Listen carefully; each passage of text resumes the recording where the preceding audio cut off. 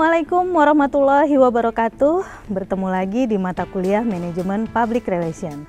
Nah, hari ini topik mata kuliah kita akan membahas tentang publik dalam pekerjaan seorang PR. Nah, pada beberapa video saya sebelumnya, kita sudah membahas tentang definisi public relation, di mana salah satu definisi yang kita bahas bahwa PR merupakan tindakan komunikasi yang dilakukan kepada publik internal maupun publik eksternal, di mana terjadi komunikasi dua arah dalam rangka menguatkan citra sebuah organisasi. Nah, dari definisi ini ada kata kunci yang kita pahami bahwa publik menjadi bagian penting dalam aktivitas seorang public relation. Nah, dari definisi tadi kita akan melihat apa sebenarnya publik yang dimaksud di dalam definisi PR tersebut. Siapakah publik ini dan publik ini terdiri dari apa saja yang akan menjadi bagian dari pekerjaan seorang public relation. Mengacu pada filosof yang pertama kali memperkenalkan konsep publik yaitu John Dewey, yaitu pada tahun 1927, mengatakan bahwa publik merupakan sekelompok orang atau sekumpulan orang yang merasa memiliki kepentingan bersama dan kemudian bersama-sama merumuskan bagaimana penyelesaian dari permasalahan atau isu yang mereka hadapi. Nah, definisi ini menjelaskan kepada kita bahwa publik yang dimaksud oleh Dewey ini adalah sekelompok orang yang memahami adanya masalah, kemudian mereka bersama-sama mengorganisir kelompok-kelompok lain untuk menyelesaikan masalah tersebut. Nah, di dalam konteks PR kemudian definisi yang dibuat oleh John Dewey ini kemudian diadaptasi dan diadopsi oleh James Grunig dan Todd Hahn. Menurut Grunig dan Hahn, dalam konteks PR, publik didefinisikan sebagai respon dari berbagai macam kelompok orang-orang terhadap isu atau masalah tertentu. Nah, sebagian besar dari mereka mengabaikan masalah tersebut dan tidak memiliki masalah dengan organisasi. Sebagian lagi mengenali adanya masalah tetapi tidak tahu bagaimana cara menyelesaikan masalah tersebut, dan sebagian lagi dari mereka mengidentifikasi adanya masalah kemudian bersama-sama merumuskan bagaimana jalan keluar dari masalah tersebut. Oke, oleh karena itu melengkapi definisi publik yang tadi disampaikan oleh John Dewey pertama kali, maka Grunig dan Hahn memberikan definisi publik sebagai sekelompok orang yang memiliki kesamaan kepentingan tertentu atas isu tertentu dan kemudian mereka bersama bergerak secara kolektif.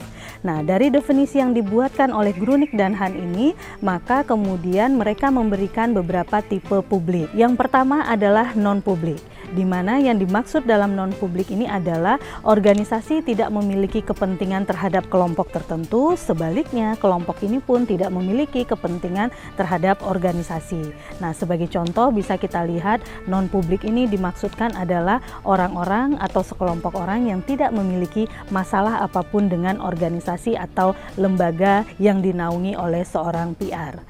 Nah, yang kedua kita mengenal istilahnya laten publik, di mana laten publik ini adalah sekelompok orang yang memiliki ancaman terhadap adanya keberadaan organisasi atau lembaga. Akan tetapi mereka tidak tahu masalah apa yang akan mungkin muncul di kemudian hari dengan adanya keberadaan lembaga tersebut. Yang ketiga adalah aware publik, di mana yang dimaksud dengan aware publik ini adalah publik yang menyadari akan adanya potensi-potensi masalah yang mungkin saja muncul dari keberadaan organisasi dan bersinggungan dengan mereka sebagai kelompok masyarakat. Nah, yang keempat yang kita kenal sebagai aktif publik, di mana aktif publik ini merupakan sekelompok orang yang menyadari adanya masalah dengan suatu lembaga atau suatu organisasi, kemudian mereka bersama-sama secara kolektif menuntut penyelesaian masalah dan bekerja sama dengan organisasi maupun dengan masyarakat yang ada di sekitar organisasi untuk menyelesaikan masalah-masalah tersebut. Nah, dari beberapa tipe publik yang tadi sudah kita bahas, maka peran dari seorang praktisi PR adalah mengidentifikasi tipe-tipe publik yang akan menjadi target sasaran bagi program-program komunikasi yang akan dibuatnya. Misalnya ketika PR berhadapan dengan non-publik, di mana ketika PR berhadapan dengan non-publik berarti tidak ada persoalan atau permasalahan sebenarnya yang harus diselesaikan oleh PR maupun kelompok publik tersebut. Sehingga tidak perlu ada tindakan komunikasi yang dilakukan oleh seorang PR. Akan tetapi, Grunik dan Han meyakini bahwa kesalahan yang biasanya dibuat oleh seorang PR itu adalah mereka memulai menyusun program komunikasi itu ketika publik sudah menjadi aktif. Nah, padahal ketika publik sudah menjadi aktif, maka akan sulit bagi mereka untuk menerima pendapat dari orang lain atau untuk kita merubah pendapat dari publik yang sudah menjadi aktif ini. Nah, dari keempat tipe publik ini, kita akan merangkum semua publik yang menjadi sasaran dari khalayak PR yang terdiri dari publik internal maupun publik eksternal.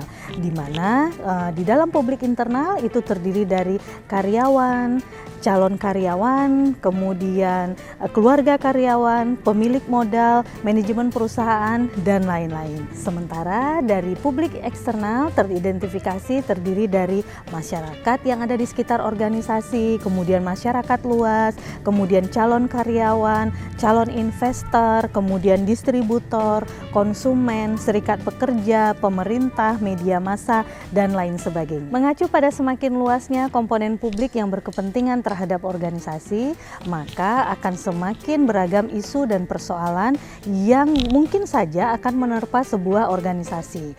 Nah, artinya nanti publiknya semakin luas, maka persoalannya pun akan semakin kompleks.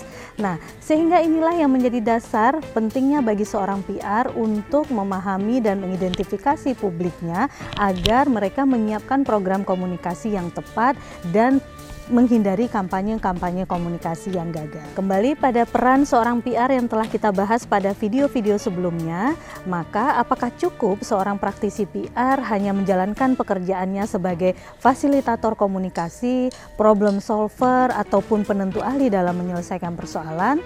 Maka tidak salah kemudian founding father PR mengatakan bahwa posisi PR itu harus berada di tengah-tengah top manajemen. Karena apa? Karena begitu luasnya publik dan begitu kompleksnya persoalan-persoalan yang mungkin saja menimpa organisasi tersebut. Nah, demikianlah penjelasan dari materi mengenai publik dalam pekerjaan PR.